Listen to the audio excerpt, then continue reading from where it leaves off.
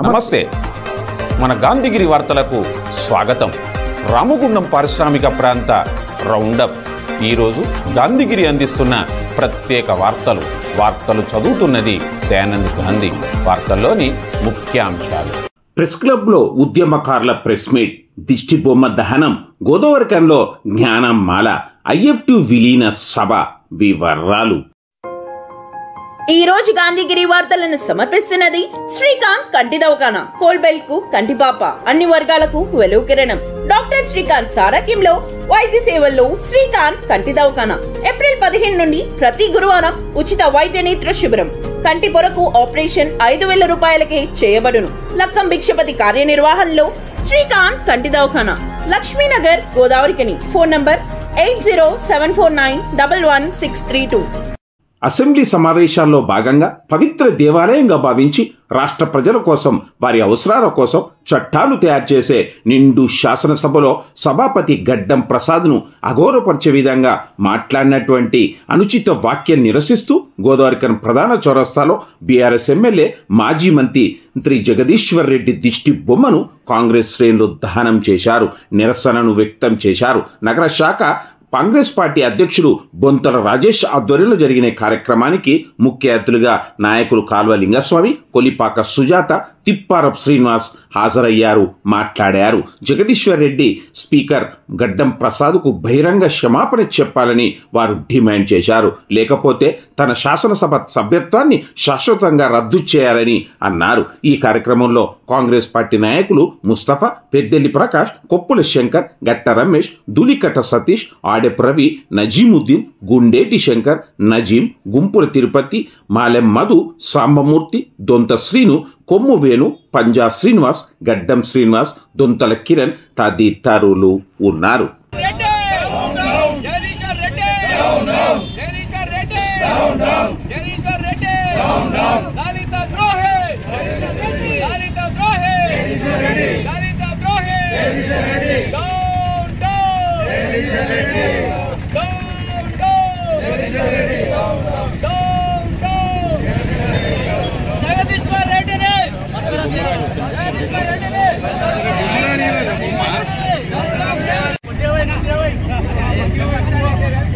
జరుగుతున్న సందర్భంలో మరి జగదీశ్వర్ రెడ్డి మాజీ మంత్రి ఎమ్మెల్యే అయినటువంటిది జగదీశ్వర్ రెడ్డి టీఆర్ఎస్ సంబంధించినటువంటి ఎమ్మెల్యే గారు అటువంటి గడ్డం ప్రసాద్ గారిని, స్పీకర్ అయినటువంటి గడ్డం ప్రసాద్ గారిని అనుచిత వ్యాఖ్యలు చేస్తూ రాజ్యాంగం పట్ల, వారికి చట్టాల పట్ల గౌరవం లేకుండా ఇష్టం వచ్చినట్టు కామెంట్ చేస్తూ బెదిరింపు వ్యాఖ్యలతో గడ్డం ప్రసాద్ గారిని బెదిరిస్తున్నట్టు మాట్లాడటం ఏదైతుందో అది మా కాంగ్రెస్ పార్టీ పక్షాన ఖండిస్తూ, ఈరోజు దళితులు అంటే మీకు ఎందుకంత చులకనని మేము అడుగుతా ఉన్నాం.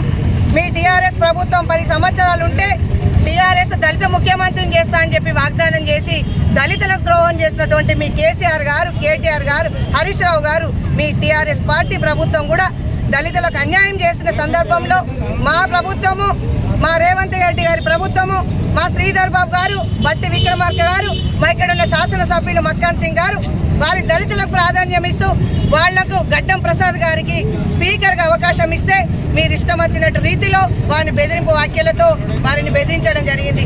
మిమ్మల్ని సస్పెండ్ చేశారు. అయినా కూడా మీరే దొంగ అంటే భుజాలు దడుముకున్నట్టు మీరే దడుముకుంటూ మీరే దిష్టి బొమ్మలు తయారు చేస్తూ మీ యొక్క వ్యాఖ్యలకు మీరు చేస్తున్నటువంటి కార్యక్రమాలను ప్రజలంతా గమనిస్తూ ఉన్నారు. మీరు ఏ రోజు రాజ్యాంగాన్ని గౌరవించారు? డాక్టర్ బిఆర్ అంబేద్కర్ గారు రాజ్యాంగాన్ని రచిస్తే దానికి అనుగుణంగా గడ్డం ప్రసాద్ గారిని రాష్ట్రపతి స్పీకర్ గా చేస్తే మీరు అవమానిస్తారా? మీకేమన్నా రాజ్యాంగం పట్ల గౌరవం ఉన్నదా? ప్రజల పట్ల గౌరవం ఉన్నదా? ఏం చేస్తున్నారు? మీరు అప్పులు చేసి కుప్పలు చేసిపోతే ఆ అప్పులు తీర్చలేక మా ప్రభుత్వం నడుస్తూ ఉన్నది. ఎన్ని లక్షల కోట్ల అప్పులు, దాని వడ్డీలు ఎంత కడుతున్నారో మా ముఖ్యమంత్రి గారు రోజు అసెంబ్లీలో చెప్పడం జరుగుతున్నది. ప్రతి ఒక్కరు గమనిస్తూ ఉన్నారు. సిగ్గు లేకుండా ఇంకా మీరు ఏదో అది చేస్తూ ఇంకా పోయినప్పుడు ఇంకా మేము అధికారంలో ఉన్నామని విర్రవీగుతూ మీకు 10 సంవత్సరాలు అది ఏం చేసిండ్రు? ఇప్పుడు అధికారం లేకున్నా కూడా అధికారం ఉన్నట్టు చేస్తూ ఉన్నారు. ప్రజలు ఎందుకు మిమ్మల్ని పక్కకు పెట్టిండ్రు? మీరు ఏం చేయలేదనే కదా. మీరు అది గమనించండి. ప్రజలు మిమ్మల్ని అంతా గమనిస్తున్నారు, తిప్పి కొట్టారు. దాన్ని మీరు మరి మంచి సీనియర్ కాబట్టి మీరు ఒక సలహాలు సూచనలు ఇవ్వండి, రెస్పెక్ట్ ఇవ్వండి, సభకు సభాధిపతిని గౌరవించండి, సభను గౌరవించండి, ప్రజలను గౌరవించండి. తప్పకుండా అట్లిచ్చినట్టయితే మీ గౌరవం దక్కుతుంది, లేకుంటే మిమ్మల్ని ఇంకా బొందగొట్టే ప్రయత్నం చేస్తారు ప్రజలు. గడ్డం ప్రసాద్ గారిని టీఆర్ఎస్ పార్టీకి చెందిన ఎమ్మెల్యే జగదీశ్వర్ రెడ్డి అనుచిత వ్యాఖ్యలు చేసినందుకు కాంగ్రెస్ పార్టీ పక్షాన తీవ్రంగా ఖండిస్తున్నారు. మా ఎమ్మెల్యే ఆదేశాల మేరకు ఈరోజు ఆయన దిశబొమ్మ దగ్గర చేయడం జరిగింది. పిసిసి ఆదేశాల మేరకు మరి ఖచ్చితంగా ఆయన సస్పెండే కాకుండా ఆయన శాసనసభ సభ్యతను కూడా రద్దు చేయాలని చెప్పి కాంగ్రెస్ పార్టీ పక్షాన డిమాండ్ చేస్తున్నారు. 2 రోజుల క్రితం పవిత్ర దేవాలయమైనటువంటి శాసనసభలో శాసనసభాధిపతి స్పీకర్ గడ్డం ప్రసాద్ గారిపైన అనుచిత వ్యాఖ్యలు చేసినటువంటి నల్గొండ శాసనసభ్యులు జగదీశ్వర్ రెడ్డి గారి వ్యాఖ్యలను పూర్తిగా ఖండిస్తూ పవిత్రమైన దేవాలయంలో ప్రజల అవసరాలు తీర్చేందుకు చట్టాలు చేసేటటువంటి దేవాలయంలో మరి స్పీకర్ గారిని అవమానపరిచే విధంగా వారు వ్యాఖ్యలు చేయడం జరిగింది. మొదటి నుంచి కూడా బీఆర్ఎస్ పార్టీ దళితులకు వ్యతిరేకంగా పనిచేస్తూ ఉన్నది. గత 10 సంవత్సరాలలో దళితుల కోసం వారు చేసిన ఒక్క కార్యక్రమం కూడా లేదు. ముఖ్యమంత్రిని దళితుల్ని ముఖ్యమంత్రిని చేస్తారని మాట తప్పడం జరిగింది. అదేవిధంగా అదే పార్టీలో ఉన్నటువంటి మరి తాటికొండ రాజయ్య డిప్యూటీ సీఎంగా ఉండి ఒక మాదిగ సోదరుడు మరి తనను కూడా అవమానపరిచి మరి డిప్యూటీ సీఎం పదవి నుంచి కూడా తప్పించడం జరిగింది. ఈరోజు చూస్తే మరి దళిత బిడ్డ ఒక స్పీకర్గా ఉండడాన్ని జీర్ణించుకోలేక మరి శాసనసభ గౌరవ మర్యాదలను ఉల్లంఘించే విధంగా ప్రవర్తించిన జగదీశ్వర్ రెడ్డిని సభ్యత్వాన్ని రద్దు చేయాలని డిమాండ్ చేస్తూ ఉన్నాం. గోదావరి గోసను అడుగడుగున ప్రజలకు తెలియజేస్తూ వివరిస్తూ ఇక్కడి గోదావరి నది నుంచి ఎర్రబెల్లి వరకు పాదయాత్ర రేపటి నుంచి నిర్వహిస్తున్నట్టుగా కేసీఆర్కు నివేదించనున్నట్టుగా తెలంగాణ ఉద్యమకారుడు బొడ్డు రవీందర్ చెప్పారు. గోదావరి ప్రెస్ క్లబ్లో ఈరోజు జరిగిన ప్రెస్ మీట్లో ఆయన మాట్లాడారు. ఈ ప్రెస్ మీట్లో పలువురు ఉద్యమ నేతలు హాజరయ్యారు. ఒక తెలంగాణ ఉద్యమకారులుగా ఈ ప్రాంతంలో గోదావరి పడుతున్నటువంటి గోసను చూసి ఇక్కడనే పెద్దలు మల్లవర్జిల సదాశివులు గారు తలాపున పారుతుంది గోదావరి మన చేను మన చెలక ఏడారి అని పాటలు రాస్తే ఆ ఆవేదనతోటి తెలంగాణ రాష్ట్ర వ్యాప్తంగా అప్పుడు ఉన్నటువంటి ఉమ్మడి ఆంధ్రప్రదేశ్లో ఆ పాటలు పాడుతూ గోదావరి పైన జరుగుతున్నటువంటి అన్యాయాల మీద ఉద్యమాలు చేయడం జరిగింది. కేసీఆర్ గారి నాయకత్వంలో తెలంగాణ రాష్ట్రం సాకారం జరిగింది. ఎంతోమంది ప్రాణ త్యాగాలతోటి ఎంతోమంది ఉద్యమకారుల కృషి వల్ల వారి ముందడుగు వల్ల తెలంగాణ రాష్ట్ర సాకారమైంది. ఆ తర్వాత కేసీఆర్ గారు తెలంగాణ కొట్లాడింది ప్రధానంగా నీళ్లు నిధులు నియామకాలు కాబట్టి నీళ్ల విషయంలో ఖచ్చితంగా నీళ్లను మన తెలంగాణ ప్రాంతం ఎత్తు మీద ఉన్నటువంటి ప్రాంతం కాబట్టి కాళేశ్వరం దగ్గర కాళేశ్వరం ప్రాజెక్టు కట్టి గోదావరిని మొత్తం కూడా సజీవంగా ఉండేలాగా చేసి నిండుకుండలాగా చేసి ఆ తర్వాత మిషన్ కాకతీయ ద్వారా చెర్లని కూడా నింపి తెలంగాణ తల్లికి గోదావరి నీళ్లను అభిషేకం చేసేలాగా చేసిండు. కాబట్టి ఇప్పుడు వచ్చినటువంటి ఈ కాంగ్రెస్ ప్రభుత్వం వచ్చిన తర్వాత 6 గ్యారంటీలతో పాటు కేసీఆర్ ఆనవాళ్లు లేకుండా చేయాలనే అదొక గ్యారంటీ పెట్టుకొని వారు చేస్తున్నటువంటి దుర్మార్గమైనటువంటి ఈ పాలనలో రైతన్నలు గోసపడతాండ్రు. గంగపుత్రులు ముదిరాజు బిడ్డలతో పాటు ఆఖరికి నల్లా నీళ్ళు లేకుండా కూడా ఆడబిడ్డలందరూ కూడా ఇబ్బంది పడతా ఉన్నారు. భూగర్భ జలాలు మళ్ళీ బోర్లు వేసుకునే పరిస్థితి వచ్చింది. గోదావరి తల్లి నిజంగా మళ్ళీ కన్నీటి కోసపడుతుంది. కాబట్టి గోదావరి నుంచి ఎర్రవల్లి దాకా కొండపోచమ్మ దాకా కూడా ఈ గోదావరి నీళ్లు అక్కడ దాకా పోయినాయి. కాబట్టి అక్కడి వరకు కూడా ఎర్రవల్లి దాకా అడుగడుగున ప్రజలను రైతులను కలుసుకుంటూ ఆ గోస వాళ్ళు పడుతున్నటువంటి ఎక్కడెక్కడ పంటలు ఎండిపోతూ ఉన్నాయి, ఏం జరుగుతూ ఉంది, మళ్ళీ ఇప్పుడు ఏ విధంగా ప్రజలు నష్టపోతూ ఉన్నారు అనే విషయాలన్నీ కూడా మా కేసీఆర్ బాబు గారికి వివరించాలని ఇక్కడి నుంచి పాదయాత్రగా రేపు ఉదయం 7 గంటలకు గోదావరి వద్ద ప్రారంభమై ఆ తర్వాత జేమ్ కాలనీలో ఉన్నటువంటి తెలంగాణ తల్లికి దండ వేసి అక్కడి నుంచి చౌరస్తాలో ఉన్నటువంటి అమరవీరుల స్తూపంకు వచ్చి అమరవీరులకు నివాళులు అర్పించిన తర్వాత మధ్యలో జ్యోతిబా పూలే వారికి దండ వేసిన కార్యక్రమం తర్వాత మహనీయుడు అంబేద్కర్ గారి విగ్రహానికి దండేసి, ఎందుకంటే ఆయన లేకుంటే తెలంగాణ రాష్ట్రమే లేదు. ఆర్టికల్ 3 ప్రకారంగా ఆయన రాసిన రాజ్యాంగంలో ఆర్టికల్ 3 రాయడం వల్ల తెలంగాణ రాష్ట్రం సాకారమైంది. కాబట్టి అంబేద్కర్ గారి వారికి విగ్రహానికి పూలమ్మ వేసిన తర్వాత అక్కడి నుంచి పాదయాత్రగా ర్యాలీగా కోరకంటి చంద్రన్న నాయకత్వంలో మేము తీసుకున్నటువంటి మొట్టమొదటిసారిగా మేమే ఆ పాదయాత్రను బొడ్డు రవీందర్ ప్రారంభం చేసుకున్నాడు. దానికి మద్దతుగా కోరకంటి చంద్రన్న గారు రావడం సంతోషం. అదేవిధంగా ఇక్కడ ఉన్నటువంటి కౌశిక హరన్న గారికి కూడా చెప్పడం జరిగింది. వారు కూడా సానుకూలంగా స్పందించారు మేము మొట్టమొదటి అనుకున్నప్పుడు. అదేవిధంగా ఇక్కడ ఉన్నటువంటి హరీష్ రెడ్డి గారికి కూడా తెలియజేయడం జరిగింది. పైన ఉన్నటువంటి చాలా మంది పెద్దలకు కూడా తెలియజేయడం జరిగింది. ఇందులో ఎలాంటి అపోహలు లేకుండా కలిసికట్టుగా ఈ ప్రాంతం గోదావరిని కాపాడుకోవడం కోసం కలిసికట్టుగా మాతో పాటు చంద్రన్న కలిసి వస్తున్నాడు. అదేవిధంగా మిగతా నాయకులందరూ కూడా కలిసి ఇక్కడ ఉన్నటువంటి తెలంగాణ ఉద్యమకారులు కానీ సబ్బండ వర్గాల ప్రజలు రాజకీయాలకు అతీతంగా మన గోదావరి గోసను బయటి ప్రపంచానికి తెలియజేసి మరి ఒకసారి ఆ గోదావరిని నింపే ప్రయత్నం చేసేలాగా ఉద్యమించబోతున్నాం. కాబట్టి తప్పకుండా ప్రజలందరూ ఈ కార్యక్రమాన్ని విజయవంతం చేయాలని కోరుకుంటూ తెలంగాణ ఉద్యమ అమరవీరులకు జోహార్ జోహార్. అనగారిన దళిత బహుజన వర్గాలకు మహాత్మా జ్యోతిరావు పులే, బాబాసాహెబ్ డాక్టర్ బిఆర్ అంబేద్కర్లు దిక్సూచులని గోదావరి కన్నడ కళా సంఘాల సమైక్య సలహాదారులు Kashipaka Rajamouli, ATC Ramagundam municipal corporation ప్రధాన కార్యదర్శి శనిగరప్ చంద్రశేఖర్ అన్నారు. పూలే అంబేద్కర్ జ్ఞానమాల కార్యక్రమంలో భాగంగా గోదావరి కన్లోని పూలే అంబేద్కర్ విగ్రహాలకు ఆల్ ఇండియా అంబేద్కర్ యువజన సంఘం రాష్ట్ర వర్కింగ్ ప్రెసిడెంట్ బొంకూరి మధు, జాతీయ కార్యదర్శి కొంకట్ లక్ష్మణ్, రాష్ట్ర ఉపాధ్యక్షుడు మైస రాజేష్, కాంపెల్లి సతీష్లతో కలిసి పూలమాల వేసి ఘనంగా నివాళులు అర్పించారు. అనంతరం వారు మాట్లాడారు.